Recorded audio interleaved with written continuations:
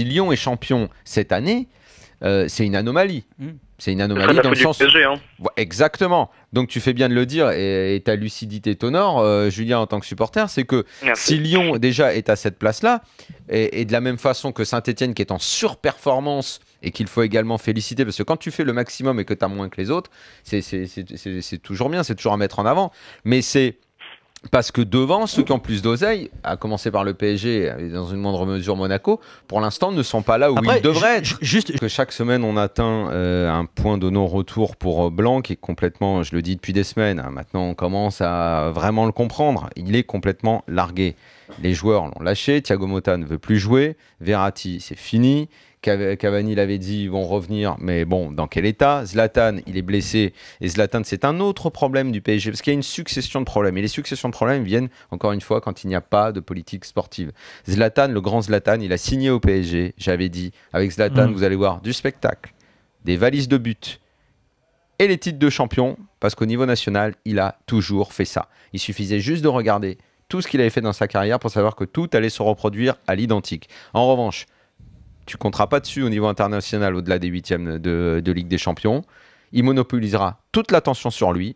Quand tu vas mettre d'autres égos dans le vestiaire à côté de lui, à un moment, il y aura un problème. D'abord, ce sera bisous, bisous tout le monde. Au bout d'un moment, il va y avoir un souci. Quand il se blessera, d'autres leaders ne pourront pas se détacher puisque de toute façon, toute la lumière est focalisée sur lui. C'est exactement ce qui est en train de se passer aujourd'hui. C'est ce qui s'est passé au moment de la rupture de ce bout d'histoire du PSG. La rupture, c'est le match retour à Stamford Bridge le 12 avril dernier. Moi, je trouve très commode ceux qui, dans leur salon, disent bah oui, effectivement, Marquinhos, comme il est bon, il faudrait qu'il joue dans l'axe. Moi, je veux bien connaître le gars qui va aller, surtout dans la situation fragile qui est la sienne aujourd'hui, et qui vont aller dire bah ouais, mais Blanc, il a qu'à mettre un des deux autres sur le banc. Très bien. Partons sur ce cas de figure. Lequel des deux il met? Celui qui ira des deux, vu que les deux sont pas bons, va dire bah attends, mais pourquoi c'est moi qui paye et c'est pas l'autre?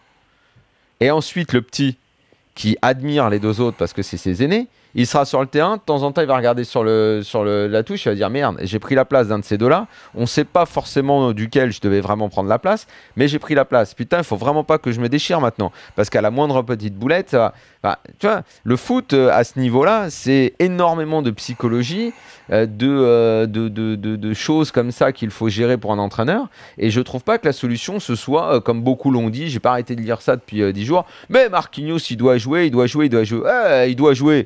Il doit jouer, c'est facile à dire, il doit jouer. Va mettre un des deux autres sur le banc. Laurent Blanc, depuis le début de la saison, comme ça va pas, il est dans juste j'ai un vieux souvenir d'équipe type, je dois la mettre et j'espère que les mecs vont se réveiller.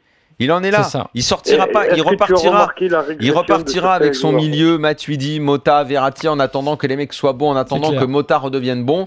Ses seules interrogations resteront les mêmes. En 2 ans, il n'a pas bougé dans son coaching. Nico. Ce sera, est-ce que est-ce que Lavezzi va revenir? Est-ce que Cavani doit rejouer? Pastore, comment? Ça va juste tourner autour du 3e homme devant. D'ailleurs, à ce titre, il faudra arrêter de dire que Lucas, ça y est, hein, il avait fait 2-3 bons matchs. Là, encore une fois, tu le vois toujours se recentrer, jamais déborder, accélérer, faire des mauvais choix de passe, jamais donner la balle quand il faut.